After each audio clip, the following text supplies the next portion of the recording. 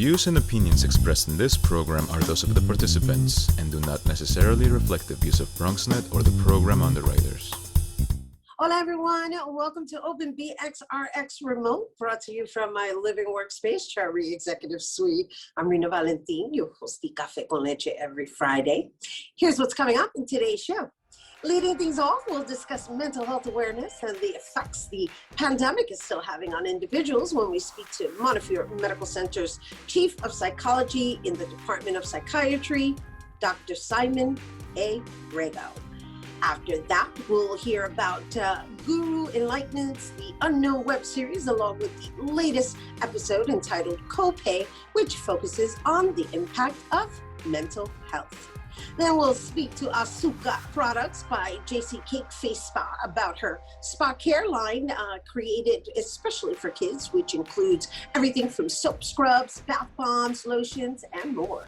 Later on in the show, Bobby C brings us an up-to-date with the latest headlines in the world of sports. And lastly, this week's Open Artist Spotlight shines on Bronx R&B singer, songwriter, and producer Winston Ward, who performs a special piece for us at the end of the show. So sit back y prepárate. All this and more is headed your way, because now we are officially open.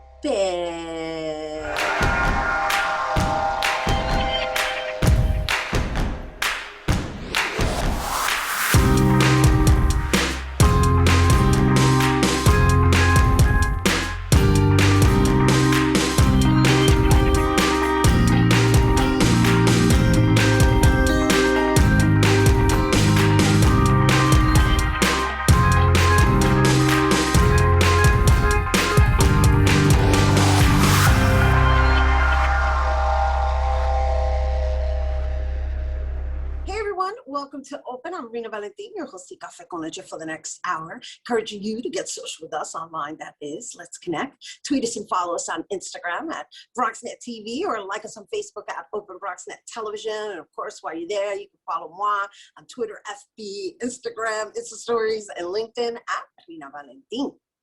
So May is Mental Health Awareness Month, and with people enduring over a year of sheltering in place due to the pandemic and dealing with uncertainty and loss, many are struggling with anxiety and depression.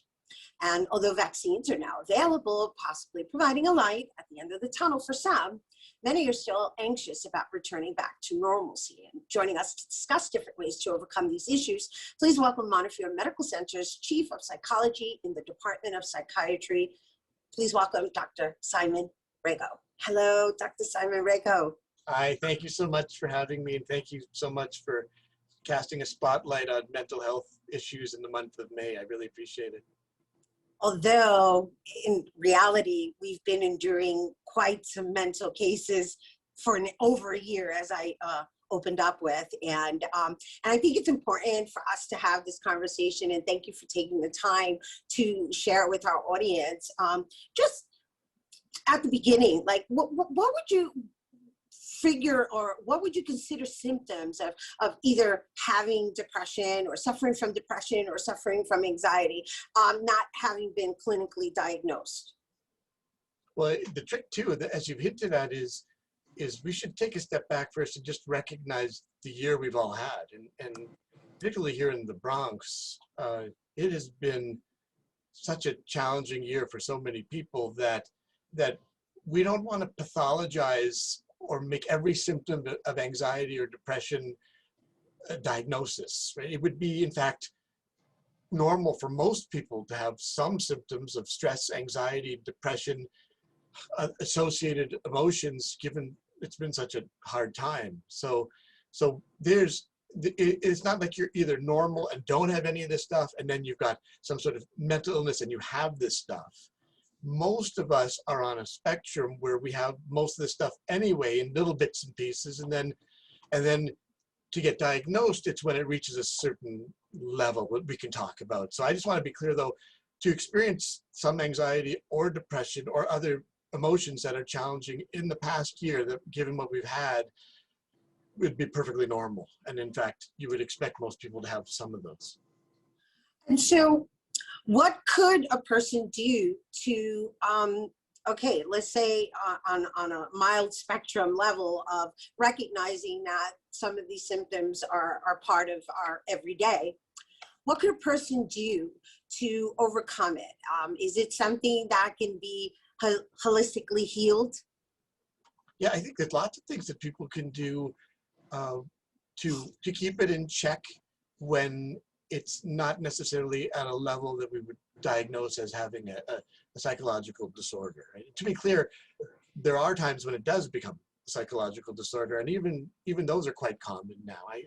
There was a recent poll done by the American Psychiatric Association where roughly half of parents polled believe that their child's mental health was in question in the past year with symptoms of depression and anxiety. It was just about 50%.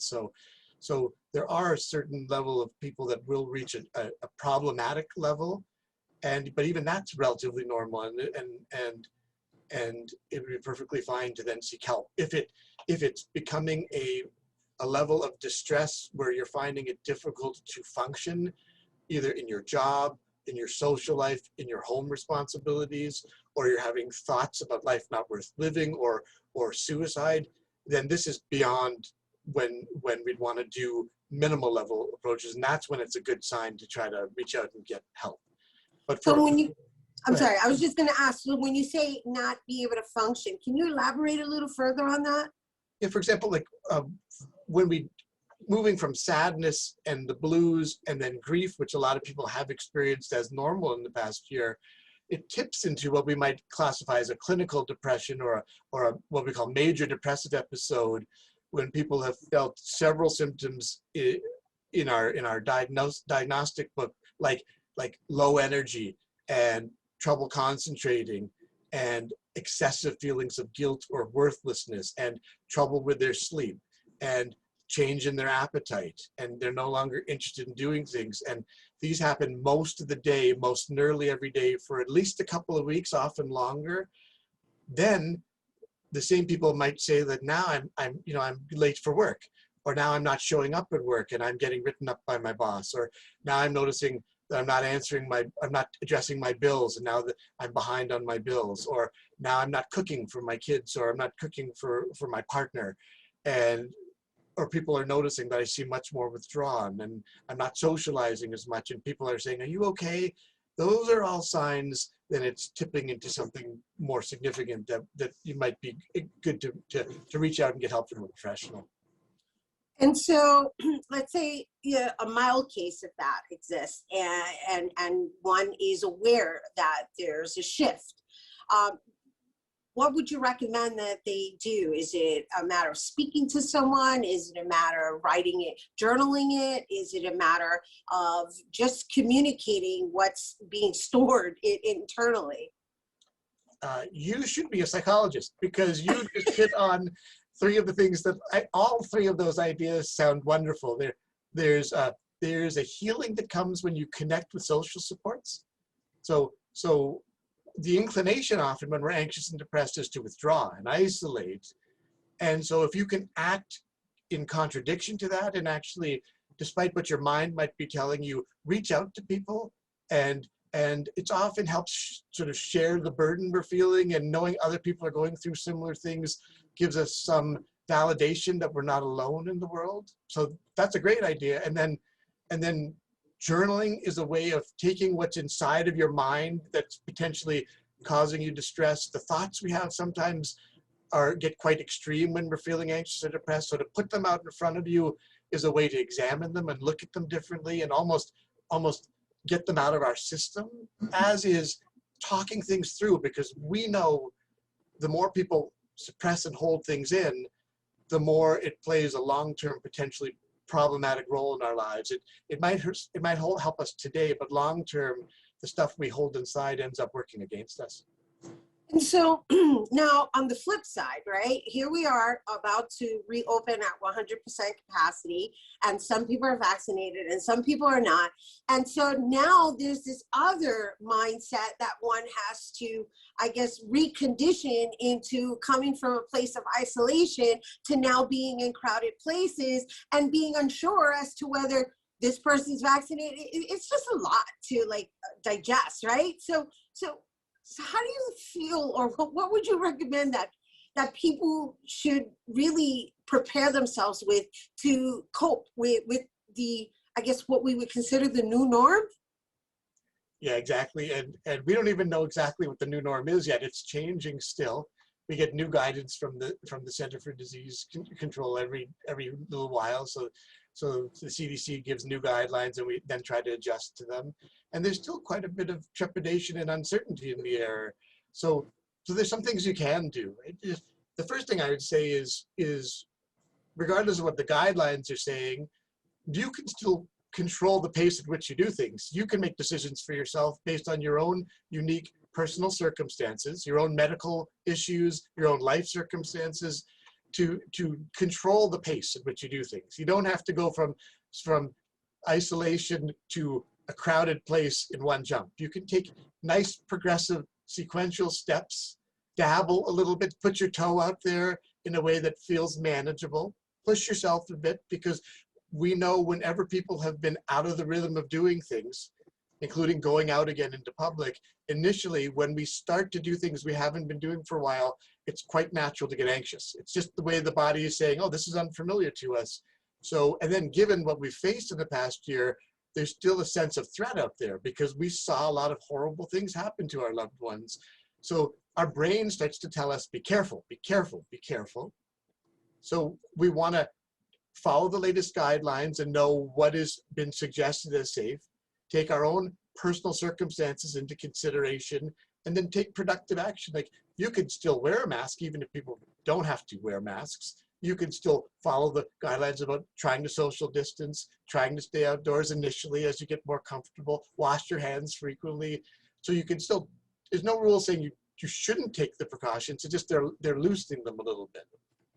I think the key word that you placed in your suggestion is pace. I think at the end of the day, it's really a matter of finding that ease and grace in the choices and the new norm, because it just keeps changing so frequently that it's kind of like, okay, we do this, no, okay, don't do that, do this, and at the end of the day, we all just, we want to go back to normal. Yeah, and the question is, what will the new normal be? And when do we reach that point? And along the way, it will challenge us to tolerate uncertainty, because what's behind a lot of anxiety is people look at uncertainty and they see threat in uncertainty. I don't know if it's safe, so my brain says, well, you better play it safe than sorry, and you feel anxious. But the thing to remember is we tolerate a lot of uncertainty every day anyway. We tolerate uncertainty when we drive our cars. We tolerate uncertainty when we go for a walk. So we just have to get used to where's the realistic threats out there? How can I take productive action to cope with them, and then gradually extend our lives back into the world again at a pace that meets our own individual circumstances. Wonderful. Thank you so much for all the advice, Dr. Simon Rego, who is the Medical Center's Chief, Montefiore Medical Center's Chief of Psychology in the Department of Psychiatry. And for you guys, for more on mental health resources, you can visit montefiore.org/psychiatry. And for behavioral health for kids and adults, you can visit montefiore.org/BHIP. And we did mention it, but there's a beautiful project going on called the Crane Project that you can participate in as a means of healing together with community. And for that, you can visit covidcraneproject.squarespace.com. All right, we have to take a quick break, but when we return, we're going to continue discussing mental health.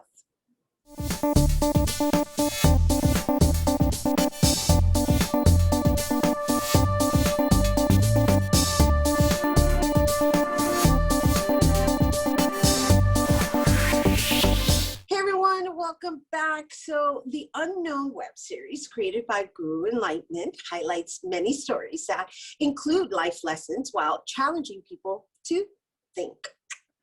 So the latest episode, Copay, focuses on a family struggle coming to terms with their son's mental illness. And joining us to discuss more about the webisode, please welcome spiritual teacher, author, director, and podcaster, Guru Enlightment, and producer and writer Olivia Whalen, aka Spiritual Butterfly. Hello and welcome, ladies. Hi, thank you for having us. Yes. I just love all the work that you guys do together. It's so thank you so wonderful. And we really appreciate you bringing it to our audience. And so I want to open up with you, Guru, because one of the things that I recognize in your work is that it's all rooted in messaging, right? I mean, obviously, you know, when we capture stories and we tell these stories, there's some kind of narrative that we're aiming to share with audiences. But all the work that you put your hands on always has this underlying movement, I think is the term I'm going to use. It's like a movement. Yes, it does. It does. I want people to get it, to understand it, you know, and everything that I provide is very easy and very simple to understand. You know what I'm saying? All you got to do is just think. Right. And so when you say all you got to do is just think, right? Is that almost like an inclination of like people are not really utilizing their abilities to the best of their abilities? Is that, yeah? You're absolutely right. You're absolutely right. Yes. And so this series that you created, you're in your 3rd season. So how many episodes you guys already have in the can? We have 29. Yeah, 29, right? Mm-hmm. 29. And so what are the topics you touch upon? I mean, we don't have all day, but give me a general idea of the topic that you touch about. We touch about relationships or like depression, mainly what people go through, you know what I'm saying? Even dating, you know, we have. So we're going to do our 4th season coming this summer. Wow. Congratulations on that. And so now we're here to talk about this particular episode. I just wanted to give everybody a little background of the web series itself. But Olivia, this is this particular episode you wrote, and right? Yes. And so the premise of this episode is it's an interracial couple. So that within itself is a statement. And then there's, of course, the mental health issue with the next generation, which it really is almost like what we're dealing with in reality right now on a larger scale. Exactly. So let's talk about that and talk about, I guess, what inspired you to write it. Well, I have to thank my teacher because she always encourages us to write from our own experience. And I was writing something in the vein dealing with my own experience, but she pushed me to be more specific and deal with the family confrontation, or that's how I chose to focus it essentially. And I'm very blessed in that my family understands depression. So it's not as if what that child went through, it's not like I went through it that bad, but it's having gotten to know people outside of my family and having gotten to know the spiritual family, I realized that mental health is something that's often considered taboo. And it's not even taboo, it's something that doesn't exist. You know, you're not supposed to talk about it. You're feeling blue, like what is that? Just get out of your funk. And having gone through my own crisis and my own tribulations with depression and anxiety, I feel passionate about sharing that it is a real issue, and it doesn't have to be, we can talk about it, and it doesn't always have to be sad and depressing either when we talk about depression, but I just want it to be real. Right. And we just actually, prior to the segment, we had a doctor on who was just sharing how there's different spectrums within anxiety and depression, and that a lot of us are actually navigating through it collectively right now.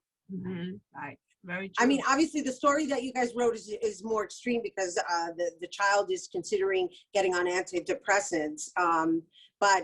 Yeah, no, sorry. I just wanted to share that with you and how it's a story that really needs to be shared and a lot more.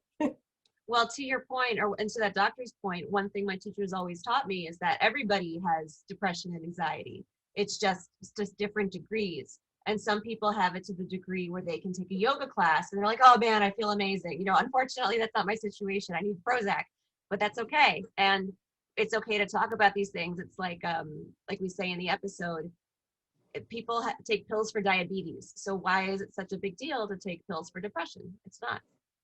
Yeah, she's right. Because I mean, I also suffer from depression myself and I take medication. But you know, one thing that it is, I mean, a lot of people don't want to take medication, and I get it and I understand.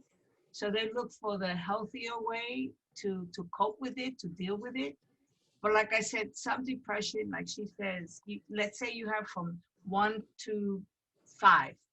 So there are different types of depression. So they're like she says, there's people that can handle it, and there's people that it's in the middle lane that probably, but it's a struggle.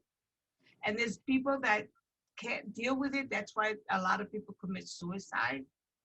Because to deal with this every single day, depending on the level that you're on, is very, very traumatic. Very traumatic. And what you're saying is true, right? Because again, the conversation that was had prior to this segment was geared towards how you're even able to identify it. Right. And identify when it's it's escalating. And so that's when it becomes a question of like, okay, you need to seek help, right? So so this particular individual that you wrote about, the young boy, he seems to be a teenager. Why did you choose that age range? Well, I feel that that's an age where you're especially susceptible. You know, you're just going through you're going through the crisis of what do they call it? Menopause. I call it premenopause. She calls it I would say like puberty, but yeah. menopause is also probably more appropriate because it is a crisis. And I think, you know, at least for me as a grown-up, let's say this is not my situation, but let's say I have parents who didn't understand depression. I am still independent. I can go to my doctor and say, you know, I want to go on Prozac. It doesn't matter what my mom and dad say. But in this situation, it's a child who's dependent on his parents and dependent on their health, their help and their insurance. So it is crucial in this situation that there's some understanding. Yeah, and I deal with a lot of teenagers that does suffer from depression, and parents choose not to accept it, like Butterfly said, because, well, this doesn't come from us. You know, it varies on parents too. You know, parents don't want to accept the truth, you know, that the child is going through it. I mean, finally they do, but children in this generation are going through a lot of depression. And I know that for a fact because I deal with a lot of these young kids, you know, they more than ever than any other generation. Yeah, I feel for this generation right here that's had to endure this past year. I mean, for all of us, but that age bracket that you were referencing, you know, the puberty, the hormones, the familiarizing themselves and trying to identify themselves and establish their own individuality, that it's a lot. And so before we go, one of the other things that I wanted to just touch upon before we go is the fact that you guys are a unit. And I know the last time we had you on, Guru, you were accompanied by Glenys Javier. And she also serves as the DP and editor for the web series, correct? Right. She, and along with also Victor Cruz, also acts as a DP as well, but Warriors are DP and our editor. Yes. Yeah, and so it's just lovely. You have like this family unit that is just serving a grander cause, a higher cause, because these are topics and discussions that need to be had, and it's lovely that you guys have found a way to do it creatively. We just want the people out there to, like I said, we're not looking for credit, or we're not looking for you to say I like. That's not where I'm coming from. But just take a step and watch it, and hopefully that makes you think and makes your life a little bit better. That's what I do. I write, you know, I just finished writing a teenager book, and I just hope that people it's all about taking time to write. I mean, to read it and just wake up, man. That's it. Yeah. And I'm sorry, I mean, nope. I just want to, and on a separate note, as a creator, I just want to say how beautiful it is to come to a point in your career where you have people you work with who you trust, who are reliable, who are going to show up on time. And to have Guru as a leader, we're very, very fortunate because she's gifted in many ways. She doesn't need degrees. She's spiritually gifted. But you like I've been running around New York for a long time as an artist, and you find a lot of flaky editors and like DPs. So just to find a group of people that you know they're going to be consistent is like the most amazing thing. So that's what I love most about it, I would have to say. Yeah, I appreciate you saying that, right? Because I'm familiar with the commercial world versus the creative world. And it's nice when you have control over your own creations and that you trust the environment within that you're creating within, and that everybody is on point and on the same frequency. We'll leave it there. That's very, very important. Because I like to provide their own thing, their own experience or somebody else's experience, you know, and what I do, I usually edit it and then, you know, tell them, okay, you're missing this, you got to put a little bit more, but they're all great writers though. I have to say they are. Yeah, I applaud you because you've got a lovely tribe, and everybody there is excelling and being fully self-expressed, and that's what it's all about, because that's where the healing is. So thank you for bringing it here to our viewers, Olivia, Guru, and you guys to watch the Unknown web series, season 3, episode 2. Copay, that's the title of the one that we were discussing. Go to YouTube, Guru Enlightment. All right, we gotta take a quick break, pero when we come back, we're gonna talk a little bit more. Well, actually, we're gonna talk about some spa products for kids. So don't go to her.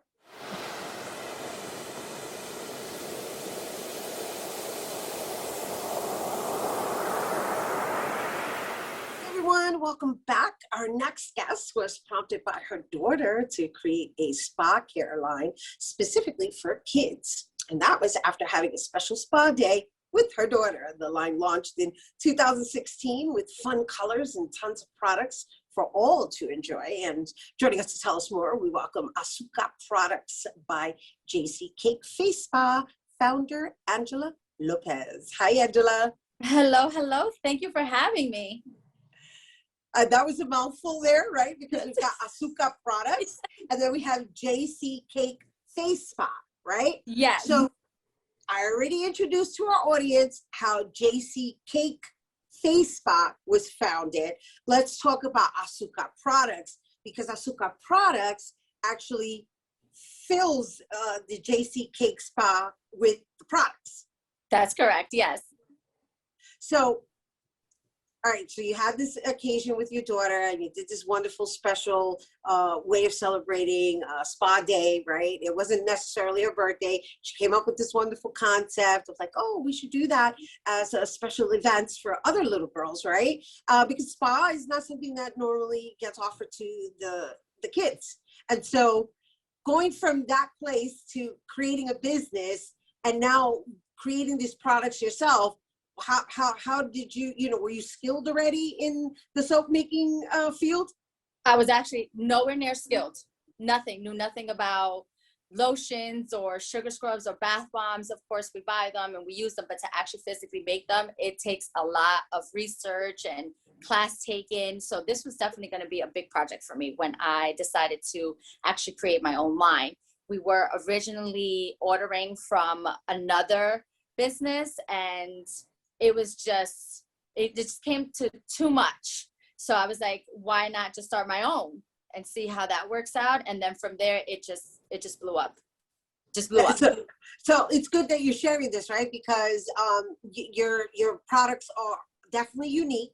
And we're going to share some images with you guys so that you can see what I'm talking about, because we're talking about soap bombs, but really it's the colors that are included in the soap bombs. It's the names that are given the soap bombs. It's the scents that are also part of the soap bombs. And then there's this, the fact that she hand makes them, right? So let's talk about the factory that exists in your household. The whole entire house. The whole entire house. Honestly, at one point, it gives you a headache because you have chocolate, Jolly Rancher, marshmallow, pumpkin spice, all mixing in together in one roof that you just don't know where to go after a while. You come out, it's like a basic Hispanic abuela's house where you come out smelling like arroz con gandules. You're coming out smelling like candy factory in my house. There's no escaping it. Room. I can just visualize stepping into each room. Yes, absolutely. And coming out smelling like a flavor. Oh, yes. It's bad after a while. But that is the scary part about your products, because they all look edible. So I'm going to assume there's an age bracket in which you cater to that no, it's not to be eaten. Well, technically there is no age group. I try to do it from 3 and above, and I tell parents, if you're going to use it for 3 and under, just absolutely supervise. Do not leave it anywhere where they can reach it at, because you will eat it. So let's talk about, you mentioned some of the flavors, but let's talk about how you create the flavors to match the colors, the designs, and everything that you offer, because I'm mentioning the soaps, and you have lotions, and then you also have these spa parties that you were doing, and now you had to pivot, but you still offer the spa parties, you just don't host them. So let's talk about all of that. Okay, so as far as the products, I actually did, when I first started Azucar, I actually did a survey with a whole bunch of friends and families, and I let them test out the scent of where would they think they would actually use a scent. More on the hands, more on the face, more as a body wash. And that's how I was able to categorize all these scents.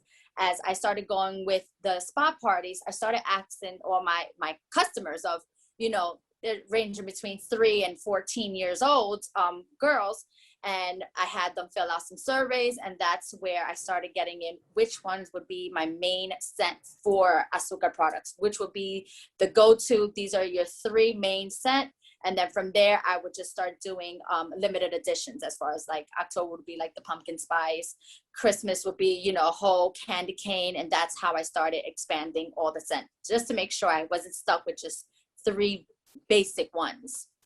So how many do you have altogether? I have over 20. Nice. I have over 20 scent. So wow. it's hard to determine, like, which one are we going to use? Which one are we going to discontinue? And which the new one that everybody's going to be like, this is the go-to. And this is what I always remember, of when I wake up in the morning, us adults, we think about coffee. What are the kids going to, wake up to? But they wake up to everything because they always have candy and sweets on their mind. So it's like, it's a hit or miss of, do they want chocolate in the morning, or do they want a sweet smell in the morning? Right. And just to be clear, for any of you children watching, we're talking about the soap in which you bathe yourself with and wash your face with. Yes, absolutely. And so I want to talk a little bit about the fact that you do offer these spa parties, and the way you've pivoted, obviously, during the pandemic, because, yes, shelter in place and so forth. But before we even go into that, I wanted to know about the nail polish, because I didn't see nail polish listed anywhere. And usually you do, you paint nails and do a whole spa treatment. So the nail polish, I'm still debating if I do want to come out with a line, but I actually use Diosa nail polish, which is vegan friendly. It is chemical free of all the 4 basic harsh chemicals that most nail polishes use. And I've come to find out that that works best for me for small little hands. That's great. And also it's a consciousness, it's their world. And of anything that can prevent fungus, we're pro for, right? Yes. I'm a mom, so I'm with you. So I definitely love the Diosa nail polish brand. It's woman's own. It's made in the USA. So it just works everything with what I was focused on with my spa. So I'm looking at your website, and I'm like, oh, we've got the Divas Only package, the Glam package, the VIP package, the Diva Paint Party, the nail polish workshop, the lip gloss workshop. So how did you pivot during this pandemic, even though I know we're about to open at 100% capacity? It was pretty tough in the beginning, due to the fact that I have my own career on itself, working in the hospital. So it came to the point maybe halfway in, most of us lost an extra employment. So I had to bring everything back, and I had to think about, how can I do this? How can I still bring the fun into your home without anybody leaving or without us coming into your home? So that's when I created the workshops, the paint, the nail polish, the lip gloss, something fun to do as a group where you're in the comfort of your own home.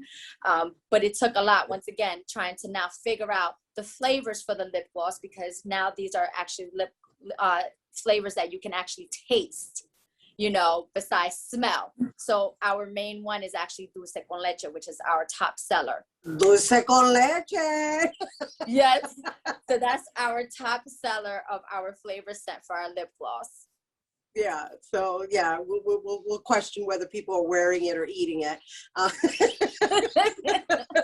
Actually, both. I've gotten feedback. Exactly. It's very sweet, and it actually does taste a little bit like dulce con leche. I mean, that is the point of it.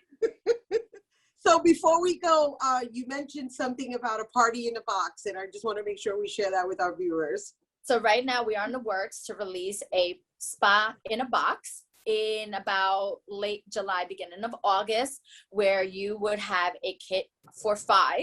You'll have robes, you'll have the toe separators, you'll have nail polish, you'll have the basic lotion, sugar scrubs, and bath bombs for your manis and your petties, all in one box for an affordable price. That's wonderful. So then they could still have the party, they just don't have you guys hosting it personally. That is correct. There will be no chairs and no buckets included, just the robes if they want to purchase the robes, obviously. And if not, then you'll get the basic of a mani, pedi, and facial kit in a box. Wonderful. And it's all available on your website. Yes, that will be all available starting in 2 weeks. The official launch of the pre-order boxes will officially start in 2 weeks. Woo, wonderful. Thanks for sharing it with us, Angela Lopez, everyone. She is the founder of Azucar Products by JC Cake Face Spa. And again, for you guys, if you're interested in some of the handmade spa products, all you got to do is visit cakefacespa.com. All right, it's a weekly sports roundup coming up next. Don't go anywhere.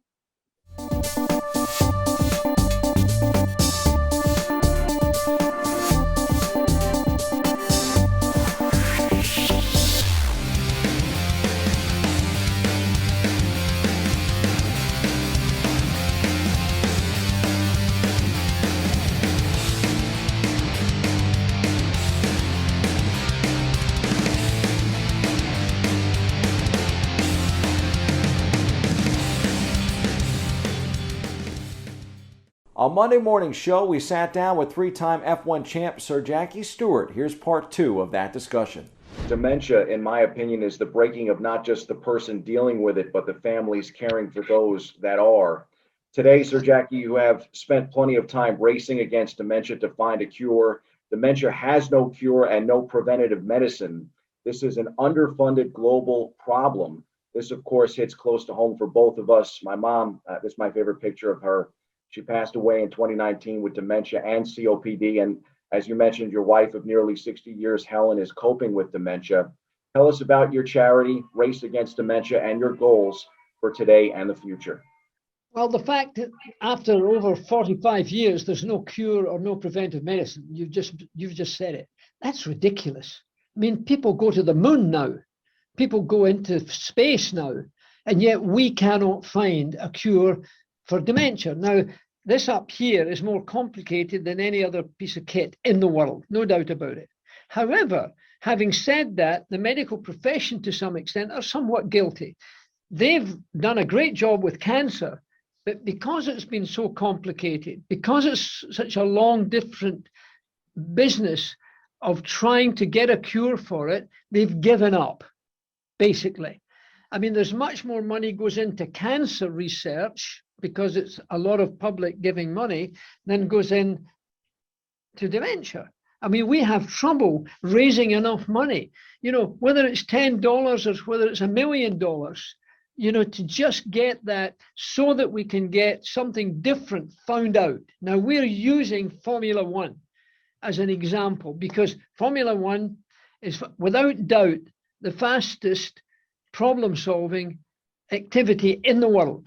I mean, there'll be a Grand Prix this weekend in Portugal.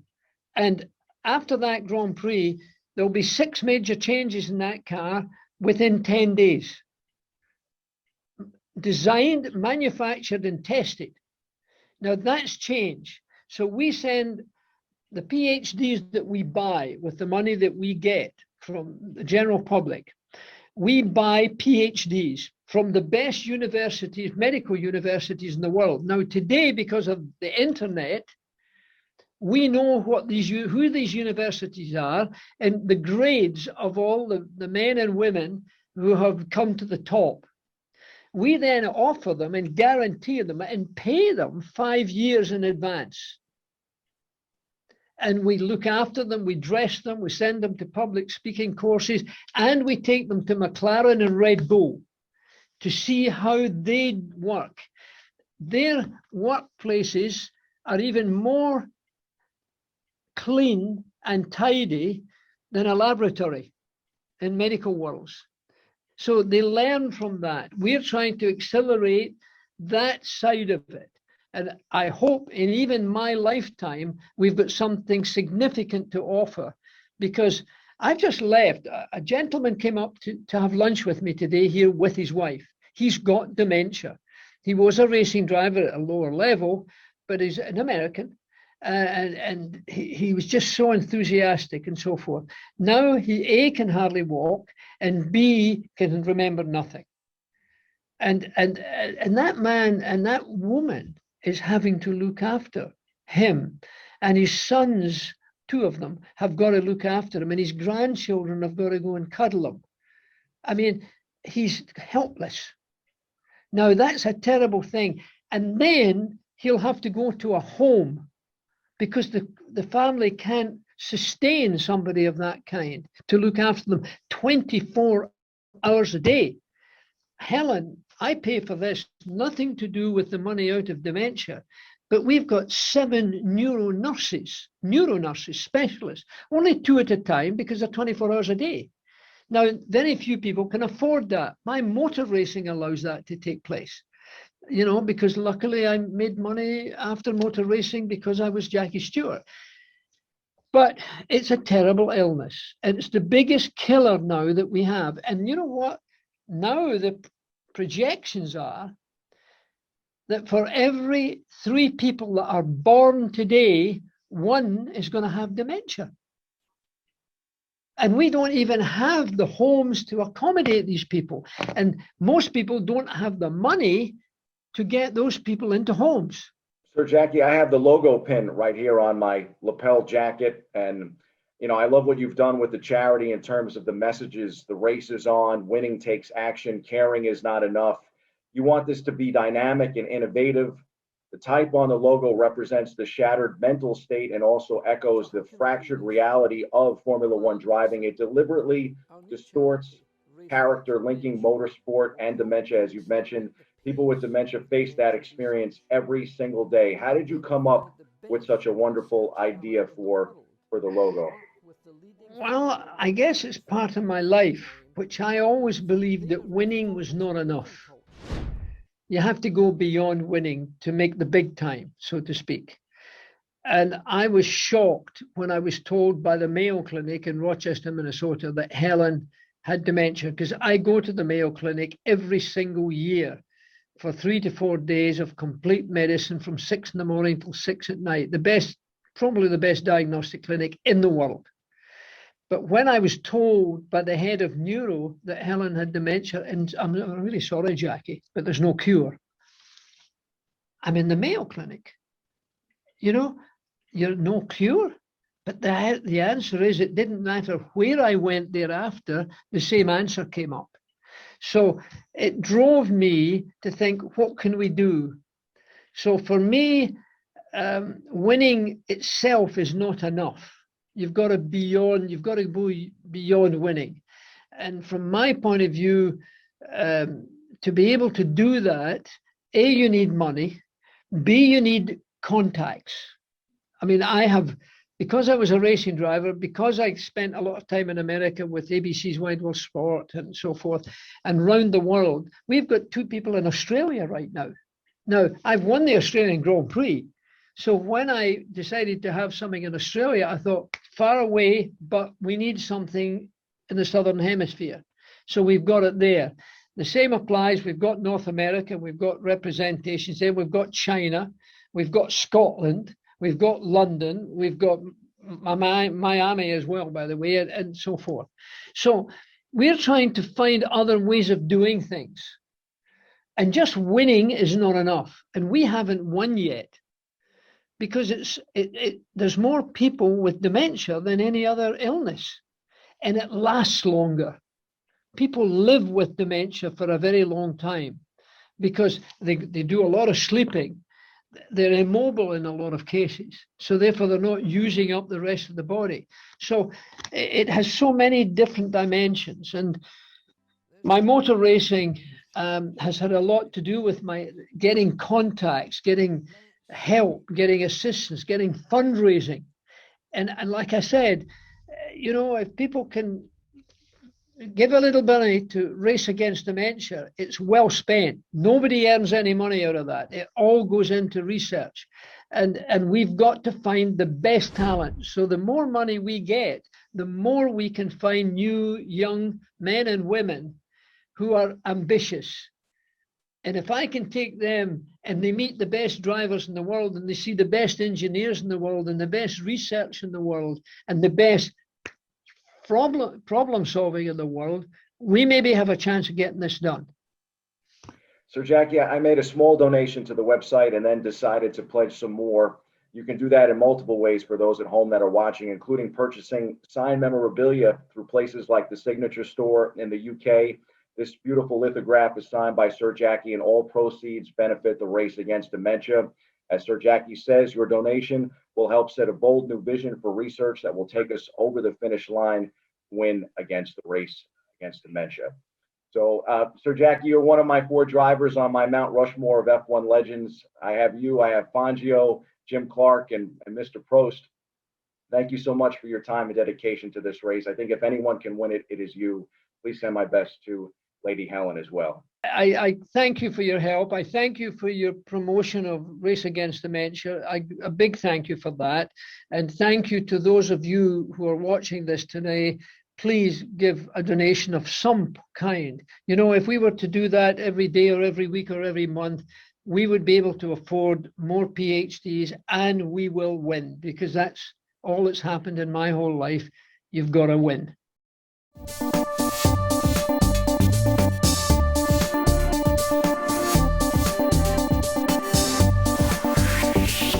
Welcome back. Our last guest is a singer, songwriter, and producer from the Bronx, whose passion for music started in the church, and he's performed with many gospel artists. But later he realized his calling was R&B music. And over the years, he's worked behind the scenes as a producer to local talent within the New York City area, and eventually released his own music, including his latest EP entitled Heart on My Sleeves. And joining us to tell us more, please welcome Winston Ward. Hey, Winston. Hey, Rhina, how you doing? What I really should have said was welcome back.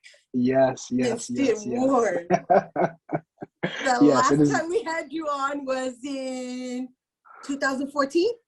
Yes. That was a while ago, but it's definitely good to be back though, for sure. Well, we're happy to have you back under the circumstances, because, if I rewind back to 2014, I want to say we were in the studio. We definitely were. It's in the studio. Not that I'm complaining about my remote studio. Right. But you look like you got a jazzy studio going on there. Yeah. This is where I made my actual album, Heart on My Sleeves, and it's where I produce a lot of the other acts that I've been working with as well too. So I'm gonna call it the cool blue, because that's how I'm feeling looking over there. So how has that been for you, pivoting into producing and then having to manage everything remotely? And I'm talking about, like, because you actually do the equalizing. I mean, I don't even know if that's the right language to use when it comes to Right, no, you were right. engineering, but but I would imagine that's a little more challenging because you're also conducting it over Zoom. So how does that work? I think the interesting part is we all had to get very creative, and I'm pretty sure like you and your team, we had to rely heavily on technology. So there were certain people who recorded out of their homes that we had to download specific technology so that I would be able to appropriately mix their tracks and things like that. And then obviously we'd have to hop on FaceTime and or Zoom to kind of make sure that, you know, we were on the same page creatively. Because when we're in the studio together, we can kind of, you know, build and vibe off of the energy in here. But when there's like a when we're working between screens, we kind of have to kind of manufacture that energy. So it took a little getting used to, but eventually, you know, things started picking back up. So how much did you produce, aside from yours, of other artists, did you produce within this past year? Ooh. Oh Like man, that, wow. Yeah, no, it's so crazy that you asked. Someone told me to put a playlist together, and I put a playlist together, and over the past 2 years, it's been over 150 songs. So I don't know how long it's been just for the 1 year, produced but 150 songs in the past year. yes, and those are just the songs that are out, or that have been released. There's more that just hasn't been released. So yeah, it's definitely been a labor of love. I feel you, but let's just, you know, I try looking at the upside of our circumstances. Do you think you would have produced 150 songs had we not been in this situation? Yes, to be honest, I probably would have done more, because everyone didn't have, because I'll be real, some of the equipment that we needed to buy, or the technology that we needed to buy, it wasn't cheap. So certain people, I wasn't able to have sessions with certain people because they didn't have the equipment necessary, Right. or they didn't feel safe coming into the studio. So I think if we weren't in this actual predicament, it probably would have been even more. All right, I'll take that. I'll buy it, right? Because you just said something. You know, the circumstances also forced you to buy additional equipment that perhaps you may not have bought because you had a studio to go and produce in. So, you know, that I tried looking at the upside. So now you have your own studio because of the circumstances, is my point. Exactly. To the point that you have your own EP. No, this is so, I mean, you know, because we're being bombarded with all this negative information, and I'm like, hey, let's talk about the flip side of it, and let's just really focus on what we did gain out of it, right? And of course. have this amazing EP, and we're gonna get a taste of it later. Let's talk about your process in that. It's my process. So the one thing that I will say about this whole thing that happened, it kind of forced me to go inward. You know, when we were all outside, we were all into a whole lot of other different things.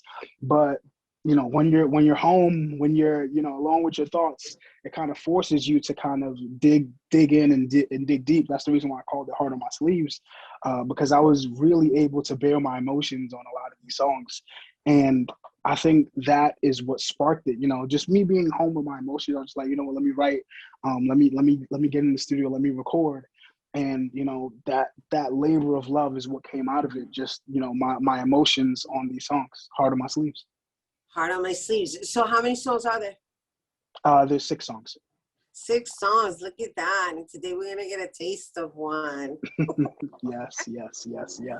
So, okay, so that's what's up. Okay, so then you wrote it, you produced it, you performed it, and now you have your EP. And then there's this technology that allows you to stream it through multiple platforms. You generate revenue independently, hence, you know, really operating as an employed artist, we'll say. Yes. And producer. And producer as well too. Yes. Right, yes. because you have those 150 that you produced as well. Yes. At least. Well, quite the entrepreneur, yes, me. You gotta, and I think that's another thing that was forced out of this whole situation as well too. People had to kind of, you know, think on their feet, and they really had to revert back to what they were really good at. And thankfully, I was blessed with the talent of music, and obviously singing, of course, but you know, the other intangible things that come along with it as well. That's wonderful. And it's wonderful that we have individuals such as yourself that make it your business to just transmit that healing vibration for all of us to enjoy together. So thank you. And you guys, don't go anywhere, because when we come back, Winston is going to perform What is Love for us when he returns. Don't go anywhere.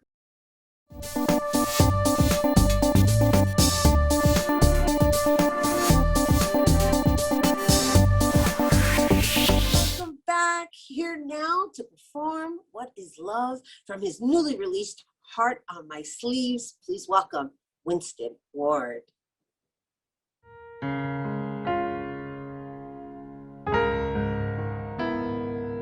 What is love?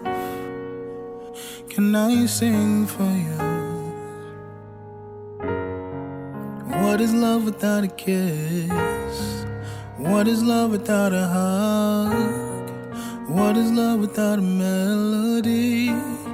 What is love? What is love without your hand? What is love without our home? What is love if you're empty? What is love? So many different definitions of what love is. Love is, yes. So many questions got me wondering what love is. What is love? What does it mean? What is love? Is it just make-believe? Tell me, what is love? What is love without a smile?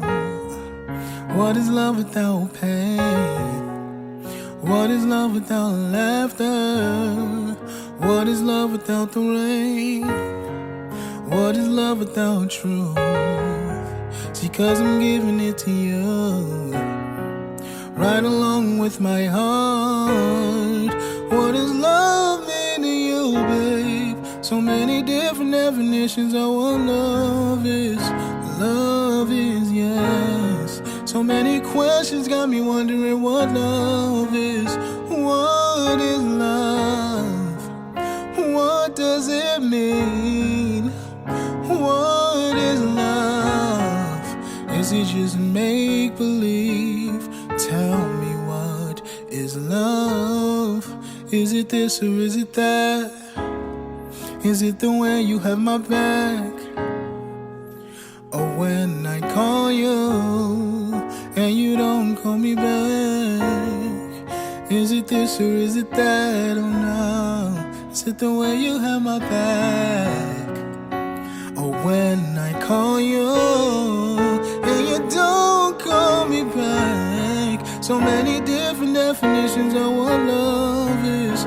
Love is, yes. So many questions got me wondering what love is. What is love? What does it mean? What is love? Is it just make-believe? What is love? What is love, baby? What does that mean to you? What is love? There you have it from the Cool Blue Studio, Winston Ward. Yeah. Heart on My Sleeves is available on all streaming platforms. And for more on Winston Ward, you can follow him on Instagram at Winston Ward Music. That is our show today, mi gente. Thanks to all our guests for coming through, and to you, our viewers, for tuning in. If you missed any part of the show, you can check out the Recablecast tonight and 24 hours a day at BroxNet.tv. I'm Rhina Valentin, and from all of us here at Open, may the universe provide paz, prosperity, y amor. May is Mental Health Awareness Month. Please reach out to someone you love. Adios.